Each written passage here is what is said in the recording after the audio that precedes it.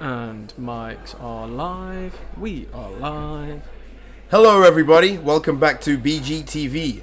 It's been a long time, but we're back and hopefully better than ever. I'm with my boy, my co-worker, my friend, and more importantly, fellow Manchester United supporter, Josh Morlando. Thanks for having me. Thanks for having me, Carlo. Yeah, as Carlo said, I'm Josh Morlando, ready to speak some footy. My new partner in crime. We've had some disagreements of late, and that's led us to this moment. Not really disagreements when you're right, but anyway, continue. We'll see about that. We'll let them be the judge. Well, there's only one winner, but anyway. Welcome back to BGTV, and welcome to the very first episode of the BGTV podcast, Views from the East. Let's get into it. Let's get it. You ready, bro? Live from Shanghai. Live from Shanghai, let's not forget. Yeah, let's do this. Views from the East. Let's get it. Oh, what's the finish?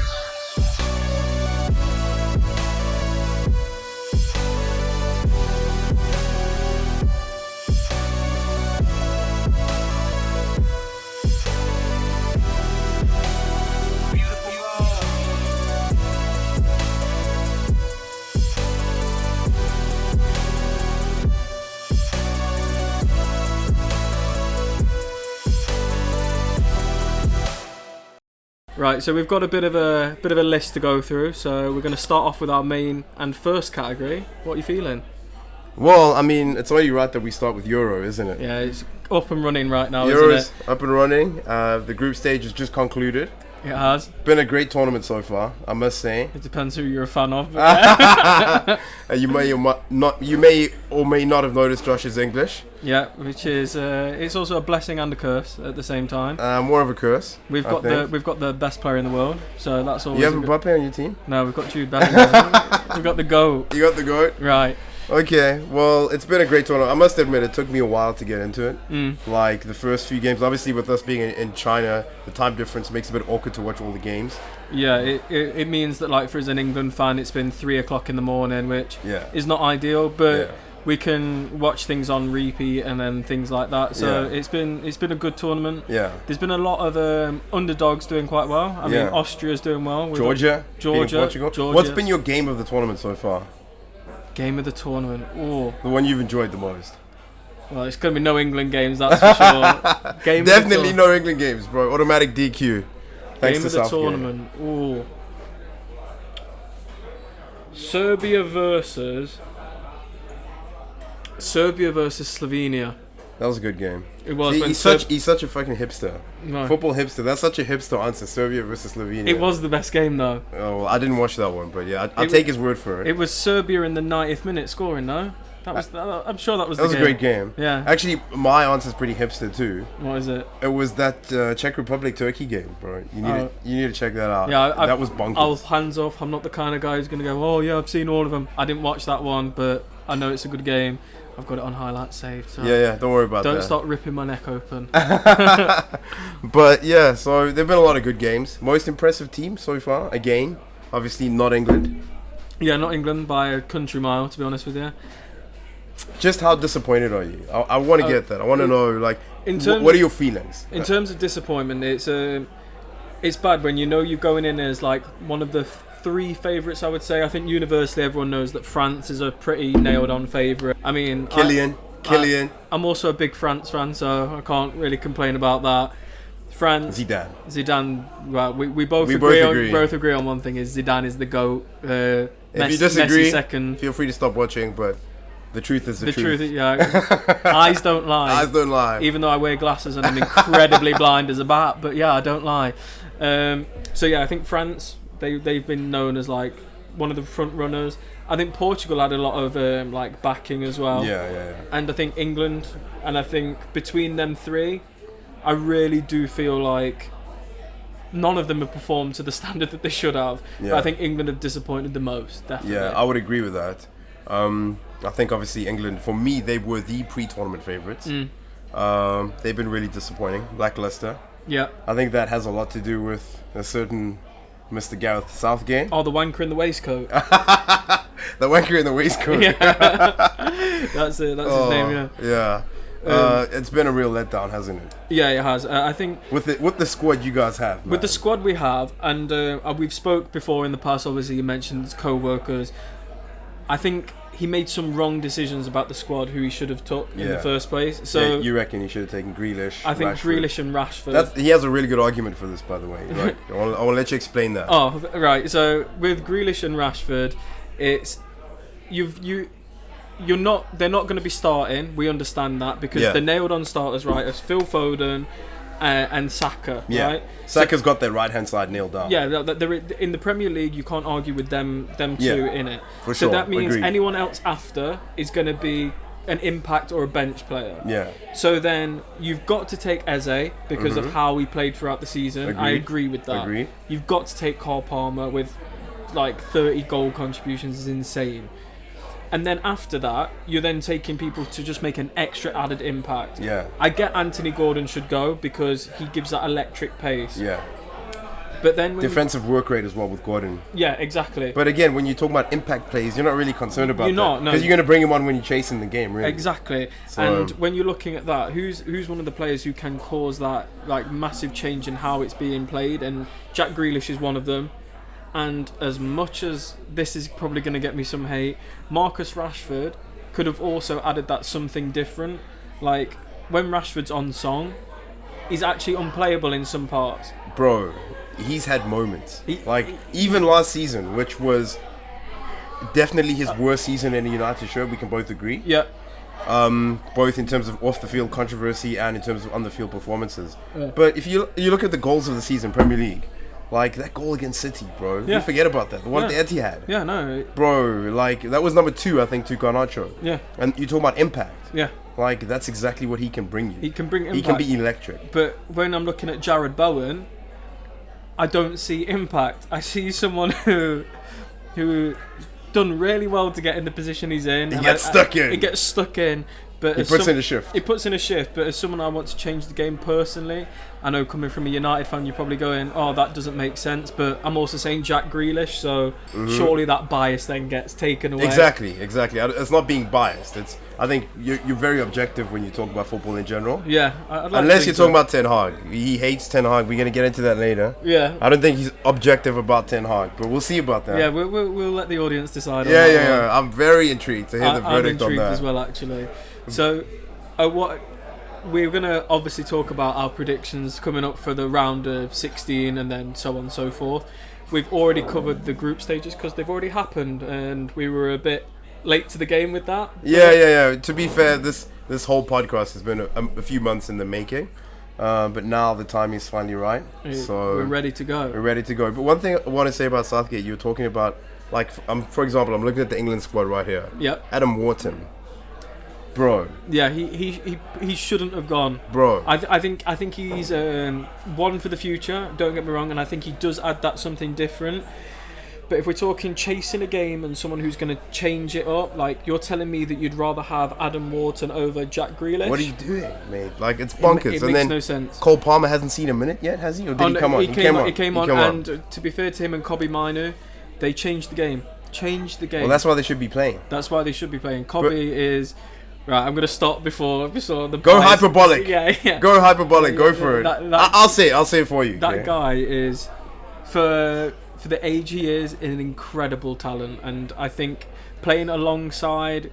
Well, we're gonna talk about later anyway about what we think the England side should be, but he's incredible. I think he's the second coming of Seedorf. I think Paul Scholes said it himself. He's like, please don't compare me to Kobbie Mainoo. This is after the cup final. So obviously, there's a bit of like emotion there. Yeah. But he's like, don't compare me to Kobbie Mainoo. I was nowhere near the player he is at that age. But Paul Scholes is also quite a humble man. And true. And I think Paul Scholes underrates himself as it is. There's certain people who overrate themselves. Because Paul Scholes isn't one of them. He's in that Gary Neville category, isn't he? Of Gary Neville's downplaying his career. Yeah. Like even I've seen this clip about Scholes saying like, there's all these famous quotes of Xavi and Iniesta talking about Scholes as a reference. Yeah. Zidane saying Scholes is the best player. English player, yeah. And Scholes is like, but those are just quotes. They're not on video. I'm like, bro. Yeah, he underrates himself. He does. But I personally think Kobe's at least got the potential. Yeah, he does. To. He's very fluid. I think fluid is like a nice Yeah. Nice adjective for him. Think of that Liverpool game, the way he's just drifting past people. Oh, the hip swivel, even his first goal. Yeah, bro. Like, I think it was Wolves away. Right? Yeah, it was. Yeah, bro. Just the hip swivel, the quick feet. Yeah, it was beautiful. Beautiful. Man, he's a player. He is. There's actually a shout out to my boy Timo, a kid who I coached back when I was studying sports science. Yeah. In Tux, Pretoria, I coached this kid, and I was watching the goals of the season, United's goals. No, actually, it was the FA Cup run. Yeah. And I was watching this kid, Kobe, and I was like, he reminds me of someone. And he follows me on Instagram. I actually hit him up. I'd had a few pints and I was like, yo, I was watching United highlights. Big United fan too. So shout out Timo, one of the best players I've ever coached. Got love for you, my boy. And he actually replied, and he was like, I was like, who does he remind me of? And I was like, it's Timo. Oh, and I texted him. And then he was like, oh yeah, so great to hear from you. Sent me a very heartwarming reply, and he's like, by the way, are we getting any videos for Euro? And this is the video. And this is the video. So sorry, in a way, I'm in it, but Timo, this is for you, but it's okay. You'd like Josh. You would. Okay. So wait. Right, we're digressing. We're digressing, but that's fine. I'm here for that as well. I love a little bit of a digress. Yeah, me too. Like to go left a little bit. Everyone's points left in it. Yeah. So let's take it to the England starting 11. There's the first YouTube strike. Wait. Oh no, we're 10 minutes in. They don't watch after 10 minutes. Exactly. So that's true. So actually, we're good, bro. Already got our sponsor money. Yeah. So if Manscaped, if you like. Yeah, Manscaped, if you're listening, you know. Durex, any of the above, really. Okay, so England starting 11. Before we do because we've done our brackets for the tournament. By the way, my answer to that most impressive team in the group stage would be... Yeah, I don't think any of us mentioned it. I think anyone has really stood out that much, but I think Spain have looked good. But Germany. Bro, for me, I think Germany are going to go on to win it all. I think if you look at their options going forward, and they've got so many options on the bench as well. In a non-biased way, again, they have got a very similar aspect of their team to like England, for example. You look at the defence and you go, oh, it's a bit wobbly in places. Then you look at the attacking talent and you go, oh. Yeah, I agree. So group stage has been good, but I wouldn't be too disheartened as an England fan or as a France fan. When it comes to Europe, for me, as a Cruyffian, I like Netherlands. As a Zidane fanboy, I like France. I like France. So I'll support those two teams. But as an England fan and as a France fan, I'm not too disheartened. No. Oftentimes, the eventual winners of tournaments don't start well. No. Like I mentioned to you, Argentina. Yeah. Lost to Saudi Arabia. Yeah, they lost the opening game, yeah. Messi ends up with the chip. Yeah, and I believe, if I'm not mistaken, if there's not been many teams who've won all opening games and then gone on to win it. I think I'm not. It's quite rare. I might be relating that back to cricket in South Africa. Shout out to South Africa. We don't speak about these things, bro. South Africa 2020, you're going to meet England in the final. You're jinxing it already. Yeah, and that's why I'm trying to do it.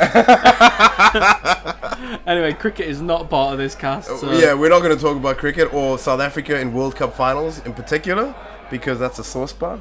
You know, cricket used to be my favourite sport as a kid. Yeah. I told you that. Lekker. Yeah. Fluent in Afrikaans. Yeah, fluent in Afrikaans. So he has some words of choice which we won't say, but strike number 2.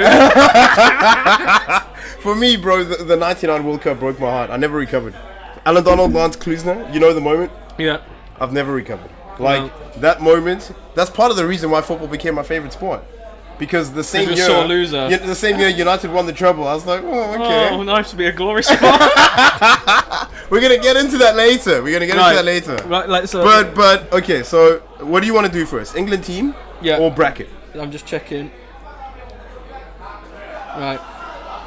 Do you want to do the England team or the bracket first? Let's do the bracket. Let's do the bracket because that's quick. We can get that out. Group stage is over, and I can get ripped apart for it. Okay, yeah, he's got some wild takes. Right, I'm just gonna say. I'm gonna put it out there. These are hot takes. It doesn't knock my footballing brain. However, I can just see that this might happen. Do you know Josh the Octopus. Yeah. Oracle. Yeah. Oracle. To be fair, he has a good history with this. Beginning of the season, this man walks into the office one day. He tells me, "You know, I reckon Spurs are gonna be better without Harry Kane," and I'm like.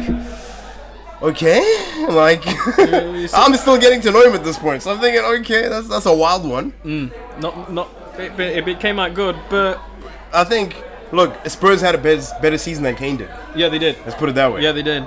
But my other hot take of the season was Cole Palmer was a waste of money. Oh, yeah, true. Why would you spend that much money on somebody who's unproven? Hey, you brought that up, not me. Yeah, well, but you hold your hands up. Yeah, that's what I mean. You got to show that there's something behind the camera. But bro, like intuition is a thing. It is when it comes. Sometimes you just have a hunch.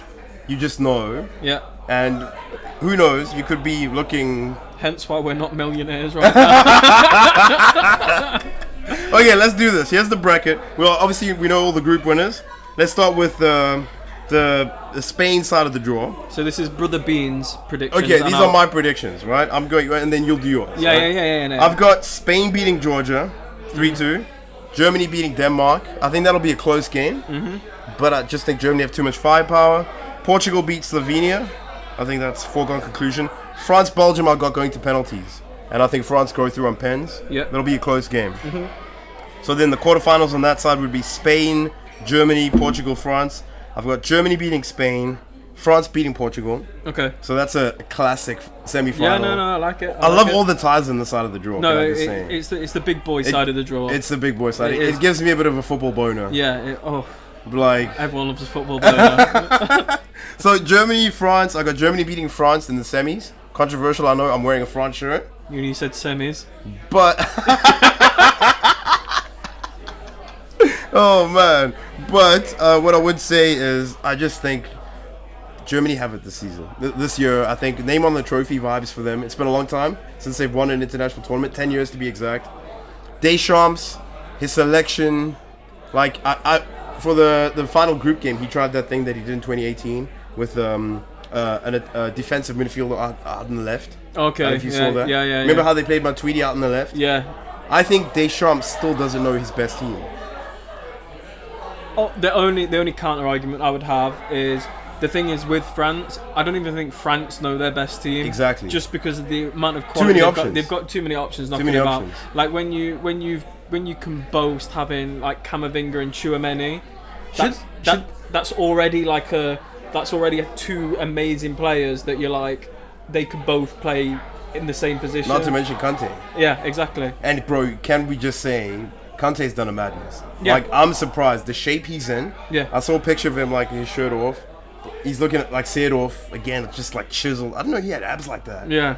Kante, bro. Have you got something for Seedorf? Because he's been mentioned twice already.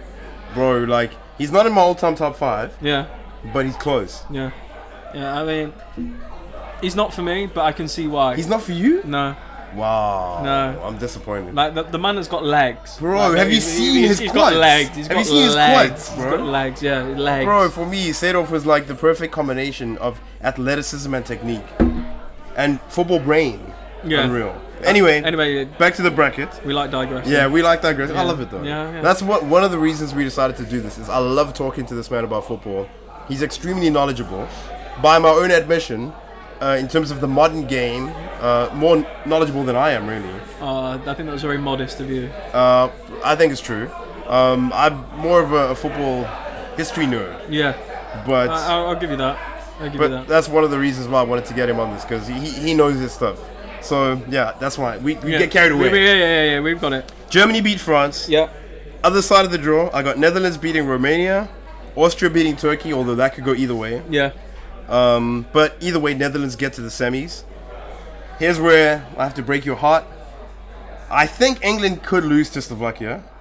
Off the record, I'm saying that's what's going to happen. But for the purpose of the prediction, I'm sitting on the fence a little bit. I'm going England to beat Slovakia, Italy to beat Switzerland.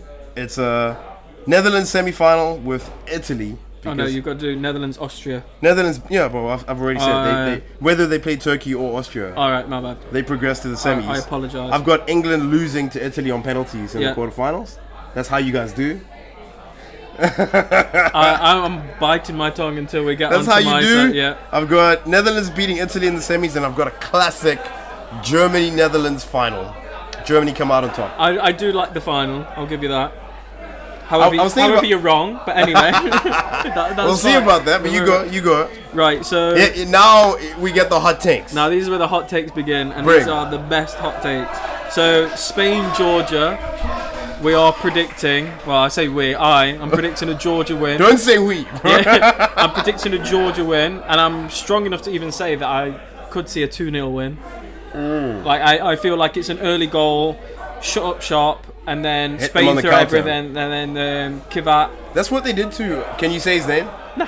Kravliatschilia. Ooh, I think I got a football semi. And then Germany, Denmark. You'd be stupid to assume that Denmark are going to beat Germany. In my opinion, Germany win that.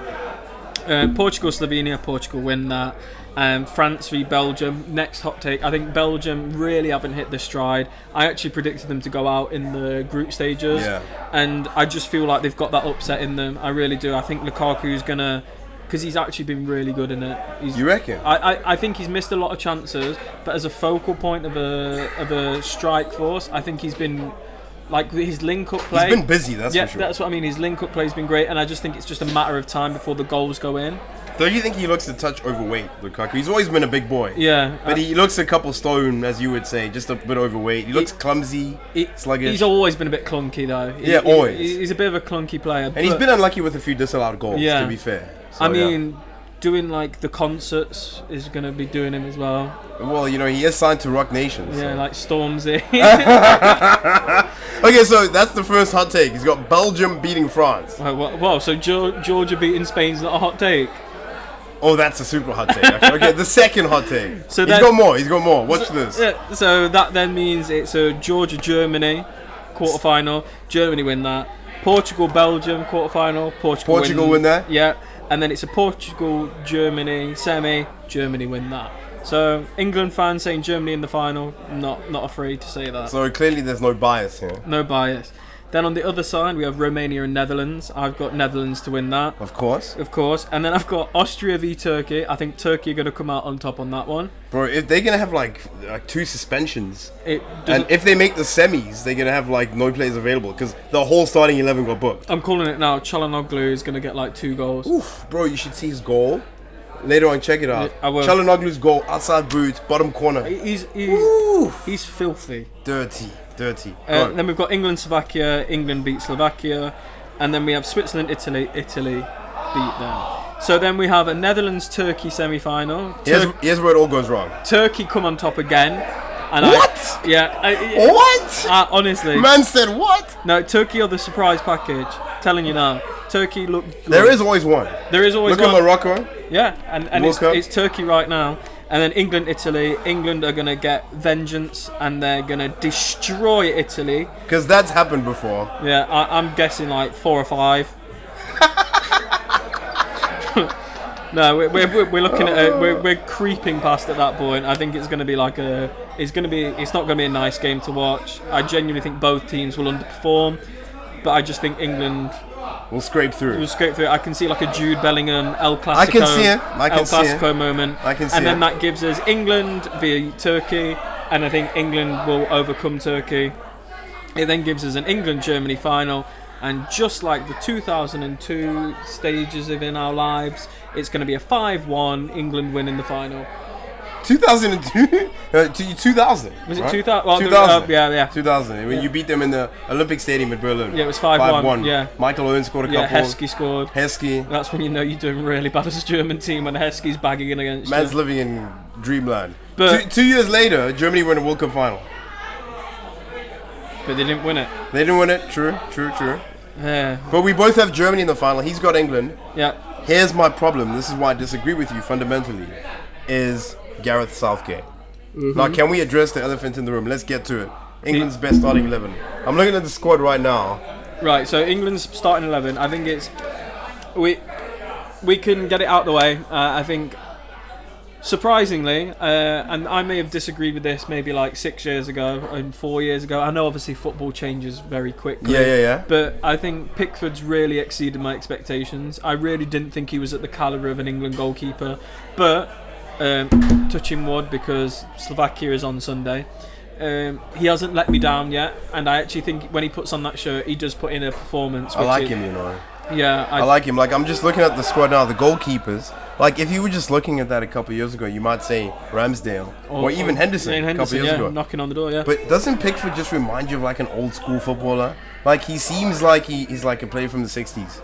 Like, his hair, the way he moves about the place. Yeah, he's a bit too loud though. Yeah, he's loud. Yeah. He's loud, but I think he's solid. He never lets England down. Yeah.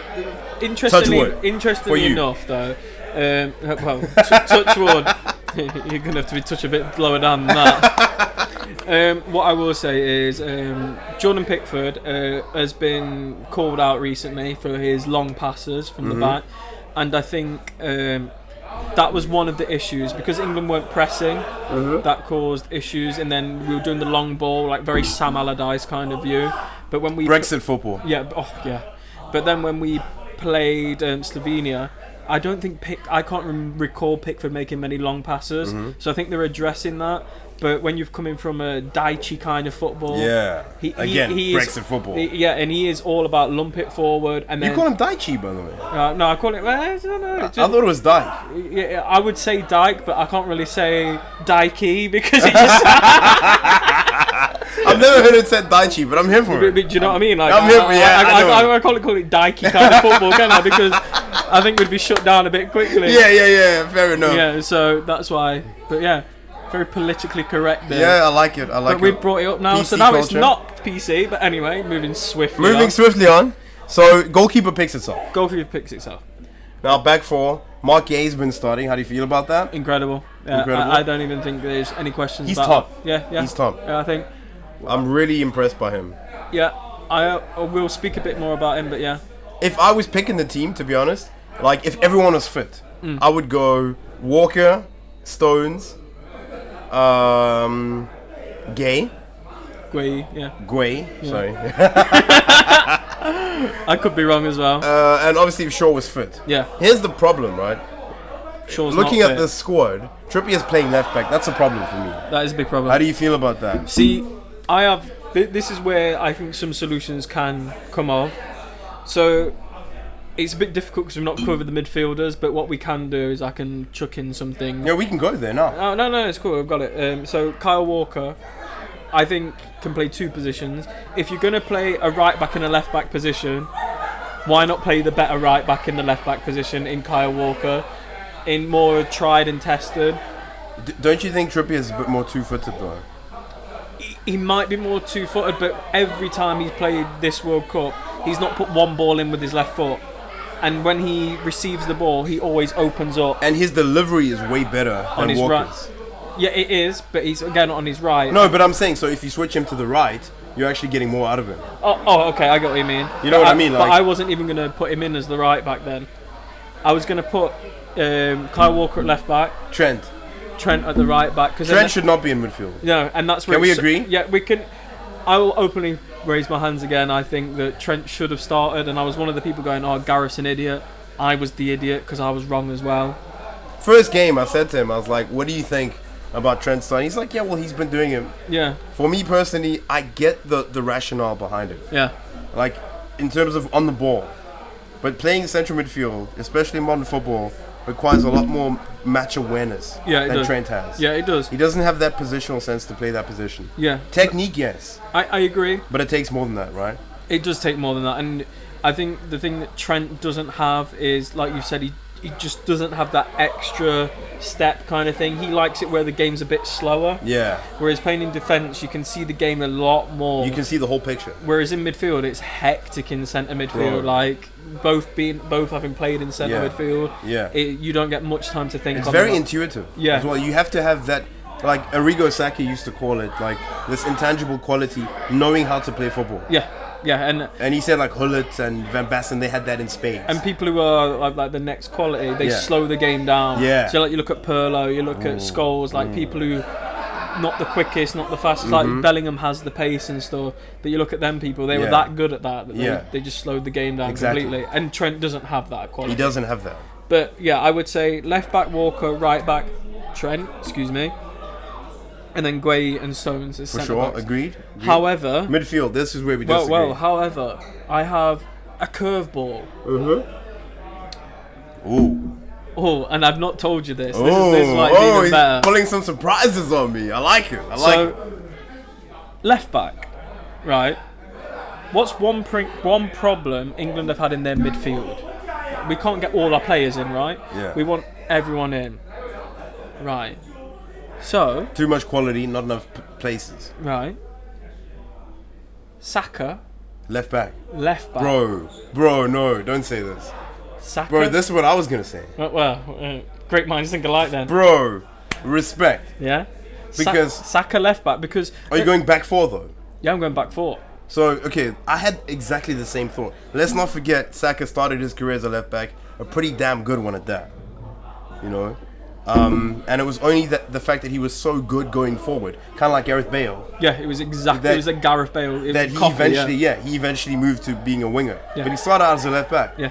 What I would do, because I'm very traditional in my way of thinking, very, very Dutch, Cruyffian, like I said. I will always prefer a left-footed player on the left. Yeah, no, and that's especially in defense. And if I don't know if you've watched any of the England games, but I've seen it. Yeah. But that's where we've been going wrong, because as soon as Trippier gets the ball, he cuts inside or he slows the play down, because not turning out and just playing down the line, you have to go in the middle rather than... It interrupts the natural rhythm. It does. The natural flow. It does. So for me, what I would actually go back 3, right? And I would squeeze Trent and Walker. I'd go Walker, right centre back. Okay. Stones. Yeah. Guehi. Yeah. Then I'd go Trent, right wing back. Yeah. Saka, left wing back. So who misses out? Excuse me. Well, then we need to get to midfield. So then, let's talk midfield now. For me, midfield is blindingly obvious. Conor Gallagher's a nice player. He's decent, but he's in the wrong sport. Man said what? Why? Why do you say that? I think he should be going to Paris as the next Olympics, right? I think the marathons. Yeah, I think there's a marathon. I think there's a marathon like space open for him. Do you remember the memes about Jordan Henderson? Like, I love running. it is I love running part 2. Yeah. For sure. As far as gumping that shit. So look, Gallagher's a decent player. He's a runner, as you pointed out, but the midfield, to me, it seems so obvious. We were saying this the other day as well. For me personally, I'm going Declan Rice. Yeah. Jude. Yeah. In the 6-8. Yeah. Declan in the 6, fixed. Yeah. Like double pivot, but really Declan's gonna sit. Yeah. Jude's gonna go up and down. I would go Foden in the 10. Yeah. That's what I would do. And then I would go. Now you've got so many options. You're running out of players. I'd go. No, I'm not. I'd go Palmer on the left. Sorry, on the right. Right. Cutting in on their left foot. That velvet left foot. On the right, controversial, I think I'd go Gordon. I think I would start Gordon. So what's your team? It's a 3-5-2. Oh, actually, yeah, I'm running out of positions. Yeah, you've got too many players in your team. You see, this is the problem with England. Too talented. Okay, let me rethink it. Okay, I've got the back 5. Right? Yeah. Then I've got 2 midfielders. You said Rice. I got Foden in the 10. Then, very easy then. You go for your forwards. You go Kane, Watkins. Because the width is coming from Trent and Saka. And then you can bring Palmer on for... You can swap Palmer out for Foden. Okay. That's what I would go for. Okay. I think that's your best team. All right, then I think you've got an opinion, and that's fine. He thinks I'm wrong. But conversely, you could also just make it a 4-2-3-1. Yeah, and I think that's where I'm going with it. So you're going 4-2-3-1. Yeah, I think Saka on the left. I think 2 centre backs we don't need to say. Kyle Walker on the right. Yeah. I then think Rice. I agree with you, and I do think Bellingham. So there's the 2 centres, and then I think you play Foden in the 10. Oh no, sorry, being a moron. So we've got the 5, and then we've got Cobby, and then Rice. Ooh, I left Cobby out my team. Yeah, Cobby then Rice. So that's 7. And then Bellingham in the 10. Bellingham in the 10, and then I'm playing Foden on the left, Palmer on the right with Harry Kane up top. Ooh. Okay, your team's better than mine. Because we need to get Cobby in there. Yeah, and I think Cobby... Just what he gives you on the ball. Yeah, and I think having Saka play left back then frees up Cole Palmer, because when Cole Palmer came on, he was doing bits. But would Saka do that though? Yeah, I think he would for England. Because that's the one point that you made about Rashford, right? And I saw people discussing this on other like clips and podcasts. Like, wouldn't Rashford be a bit of a bad apple if he was in the squad? He'd be sulking because they're not playing. Or do you reckon he'd have the humility to say, "Look, I've not performed this season. I'm lucky to be in the squad." I think for England he would. You reckon? Yeah, I do. I don't think he thinks of himself as a big dog for England. I think for Man U he does. He thinks he's like top dog there. But I think for England, I think he kind of knows his place at the moment. And I think everyone kind of knows who falls into place there. Like everyone knows like the top two is like Kane and Bellingham. It's their team. Yeah, that's the thing. Is like you have to give Southgate credit for that. He has created a very good team atmosphere. Yeah. And people seem very happy to be part of the group. But that's why I was surprised for him to leave out Grealish and Rashford. Players who have been so important. Even Maguire. Yeah, Maguire was injured. Maguire's injured, yeah, true. I think if Maguire went... And Rashford didn't? Yeah. Slap in the face. And I think Maguire should have gone over Rashford. I think he's had a bit of a renaissance at United recently. I think he did have his like redemption period. And Bro... Like, as a walking fridge, I think he's done really... Slabhead, walking fridge. I think he's done really well to, like, bring up his name. They were all good compliments, by the way. Yeah, they are. Look, I mean, Maguire... You know, remember Kompany's goal that won the league that year? Yeah. Where, like, the ball swerved. Yeah. And, like, Harry Maguire's head created a gravitational pull. Yeah, he pulled it away. Yeah. It's like a black hole, bro, the gravity of that hair. Yep. But the thing is that I agree. He has redeemed himself. He's had a full redemption arc. And I'm really impressed by the character that he showed. He did. He gave me... being stripped of captaincy is not light. Bro. And then to be sat on the bench for a guy who's, 5'9", 5'10", in Licha. But the best centre-back in the world. Best centre-back in the world. That's what Josh thinks. So good. Anyway, let's not digress. I've got more for that. Yeah, you've got more for that. Yeah. But yeah, I think all the problems go away with Luke Shaw. I think when Luke Shaw comes back, the whole fluidity comes back.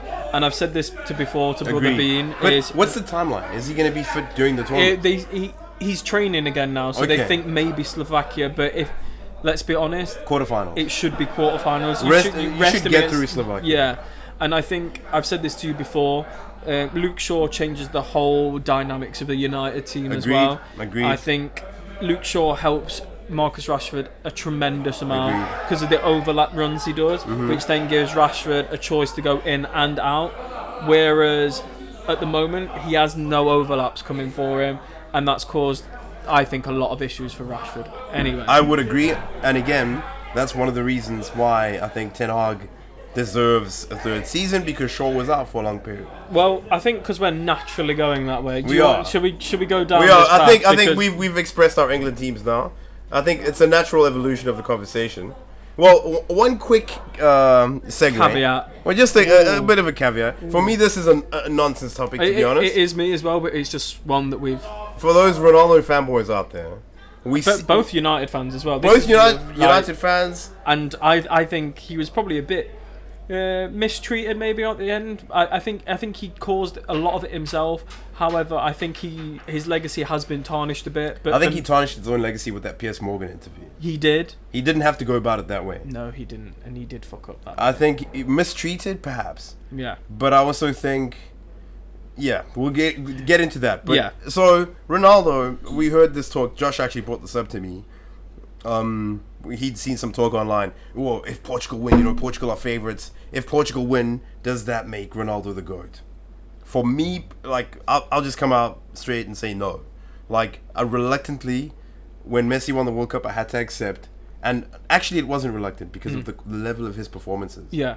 Well, all I will say is I agree with you. Yeah. But however, I've got to support... We've got to be impartial on this. Yeah. So, being devil's advocate, I would say... Let's hear it. The argument against it is, in South American football, Copa America, I know it can get a bit more heated, and I know the playing conditions really do fluctuate depending where you're playing. So you're playing in that altitude. If you're playing Bolivia in La Paz, you're struggling to get a breath. Yeah. If you're playing, same in Mexico. If you're playing in Brazil, you can maybe be in like the jungle environment, very humid, and then like same with Venezuela. Not to mention the hostility. Yeah, and then when you go to like Argentina, it's like so football focused, like the crowd, and like I understand that. It's a different culture. Like I think it's really actually hard for us to It is hard. We to be fair, we're not just saying this off the cuff. We do have some friends that are from South America who we work with. Well, actually, I had an experience Manny. Shout out Manny. I had an experience. Manfred. The 2010 World Cup South Africa hosted. Just a quick segue. There was the Danone World Cup. It's under 12 World Cup, and I ended up being the chaperone for the team from Chile. I've told you the story before. Yeah. I will skip out that part. But the most important thing I'm mentioning here is, bro, this is under 12 tournament. It's not even like a FIFA sanctioned official under 12 World Cup. But it's still. But I was the chaperone for the team from Chile. And bro, the support that they had, even the Uruguayan team, bro, those South Americans, the passion that they have, bro, it's different. But and that's where we can't discredit that. Yeah. And I'm openly saying that just so I don't get hate for it. Yeah. However, there is probably 3 teams. I think that's not a far reach. There are 3 teams that are pretty much in and around the best teams there, and they should be winning it. Brazil, Argentina, Uruguay. Right. Yeah. They're the 3 teams that shouldn't really be going, like, getting beaten kind of thing. Whereas in the Euros, you have Portugal, you have Spain, you have England, France, Germany, Italy. Like, you can keep going. Like, there is so many high. How many world champions, bro? How many world champions? How many Euro champions? Like, it's a lot. Yeah, Messi came out with a quote. Did you see it? No, I haven't. No, bro. Like we'll put it on screen in the actual video. But he came out with a mad quote. People said this about how Euro is harder to win than Copa, and Messi's like, how many World Cups do we have in South America? Like, I think you need to consider that. I don't know what the numbers are. We have to check that. But for me, I think the big thing is, like, for Copa they don't have to qualify. Yeah. That's a thing. It is a big thing. I know Euro is expanded now. By the way, I was having a chat with Milan earlier with the expansion of Euro. That's another colleague, not the football team. We might have him on the pod, actually. Eventually, we'll see. See how you feel. Yeah, maybe. He's a Chelsea fan. Exactly. So, yeah. Maybe as a guest. Lovely bloke. Lovely bloke, but a Chelsea fan. So Yeah, it's a shame. it's kind of an automatic DQ, really. Yeah, it is, yeah. Could be a Liverpool fan, could be worse. And he's Canadian as well. Oh, my days. Shout out to every other Canadian. This is just friendly banter before you start ripping me. You've already got, like, we've been sanctioned in like 18 countries already. Yeah, we've been demonetized. South Americans now times. hate us. Canada hates us. Germany hate us. Oh, yeah. Bearing in mind, this is a German bar. Oh, yeah, we're at a place called Bacano. Is it a German place? Yeah, it is a German place. Future sponsor, by the way. Yeah. Shout out. So yeah, Messi said, like, he came out and Milan made this whole point about like since the expansion of Euro, like, initially I was anti because I was like, you guys just want more games, right? Like, there's no reason. And Milan was saying actually it should be 32. I'm like, if it's 32, then what? Like 10 European countries don't qualify, or like 18? How many European countries are there? You should know that. Flag nerd. Yeah, I know flags, but I couldn't tell you the Around exact about 50. Trouble door. I don't even know. I couldn't even tell you. But I'd be throwing wrong numbers out, and I don't want to be quoted. Yeah, I was against the expansion, but if you look at it now, look how well some of the smaller nations are doing. Romania, Georgia, yeah, Slovenia, yeah, bro, yeah. Well, it's impressive. It is, and that's what I mean. Like the quality in Europe. The quality, and like to be honest, in the last like 15 years, let's say, the Argentinian team is not just Messi. No. It's not just the attacking talent in it. Yeah. Whereas in Portugal, only recently has it been uplifted by other players. If you the emergence of like Bernardo, Bruno. But when Ronaldo Dallo, won his first, your boy. when Ronaldo won his first Euros, there wasn't many players around him, if we're honest. They had no one, bro. The number 9 was Eder. Yeah, and great finish in the final. Yeah, great finish, great goal. But again, can you name any other player from the starting 11 in that game? João Moutinho. Okay, João Moutinho. Pepe. Oh yeah, Pepe. He's been there. I feel like he's been there for like 100 years. Probably Ricardo's. Probably it wasn't Ricardo, but I know he was. Maybe Quaresma. Yeah, I bet he did. He would have started. Correct. Nani might have been knocking around somewhere. Yeah. But I mean, the point is, the point is that, like, you look at the Messi team, you've got Gonzalo Higuain, you've got You had Aguero back in the day. You had Di Maria, Lavezzi. Like, and Lavezzi was not even a starter. Not even a starter. And Lavezzi Yeah. was incredible for Napoli. I remember at one point. we used to play FIFA, like, you know, back like FIFA 2009, like FIFA 2010. Bro, like that Argentina team was a madness. And that's what I mean. It goes down to the point of, can you really, if Ronaldo wins 2 Euros to Messi's 1 Copa, them Euros have a lot of weight to them. They do, but as we mentioned earlier before we went on air, Ronaldo didn't play in that final. No. He got injured very early on. And secondly, for me personally, one of the reasons Zidane is the GOAT is there is no bigger game than a World Cup final. Correct. And that man can headbutt anyone. Well, I mean, he used his head in both finals. Yeah, he did. Effectively. Actually, we could say he's had 3 major moments with his head. He nutmegged Roberto Carlos with the header in 98. Yeah, but he scored 2 headers in the final. Yeah, right? I know. That's what I'm saying. Yeah, so that's 3. The one goal was a nutmeg, and then the other one was Materazzi. And then that's 3. Yeah. Yeah, because he scored 2 headers. But what I was going to say is he Panenka Gigi Buffon. Yeah. And you're talking 2006 prime Buffon, bro. Yeah. And, like, so these are big moments. And to me, personally, what Messi did 2022, Qatar, like, it opened my eyes. Like, there were 2 moments. Like, I was a hardcore Ronaldo fanboy, I told you before. But the moment where he sat down Boateng, 2016, I was like, oof. Yeah, that were, goosebumps. And then Qatar, I saw some shit, bro. The pass against Netherlands. Yeah. The way he twisted Gvardiol inside out. Oh, Gvardiol didn't even look like a player. Bro. Look like an ice skater. The performance in the final. Like, for me, eye test, it's not even close. Yeah. Me and Carlo have a very strong opinion on statistics and things like that. We will use statistics, but that's not where we base a lot of our assumptions and our, like, arguments. We have very strong opinions on, like, the eye test. Because that is you can have all these statistics in the world, but then with an eye test, it's categorical in our eyes. For me, that's the ultimate test. Yeah, like watching Zidane in 2002 do a left-footed volley against Bayer Leverkusen. If you look at that game and you see 1-0 and it was like a volley, but actually watching it and, like, bro, that it just takes that 1 Did you see it live? I remember I saw it live. I watched it, yeah. Yeah. I watched it on my mom's bed on her little mini TV. Still, it will always be my favorite goal of all time. Oh, it is the best goal of all time. It is the best goal of all time. Because you got to... Also, the way Roberto Carlos hits and Solari's pass out to Roberto Carlos. It's got to be... You've got to think of the moment as well. Like, the moment. Like, in a Champions League final, the biggest game, bar World Cup, Euro, Copa America. I mean, the biggest club game. Arguably the biggest game in the world. Yeah, it is. Has there been a better goal in a Champions League final since? Maybe Bale? But I don't think it's better. No, I think maybe not. But I'm biased. Yeah, maybe not. I think maybe not in a cup final, because the Bale goal in the cup final, you know, the one where he knocks it round. Oh, the Copa del Rey final. Yeah, that.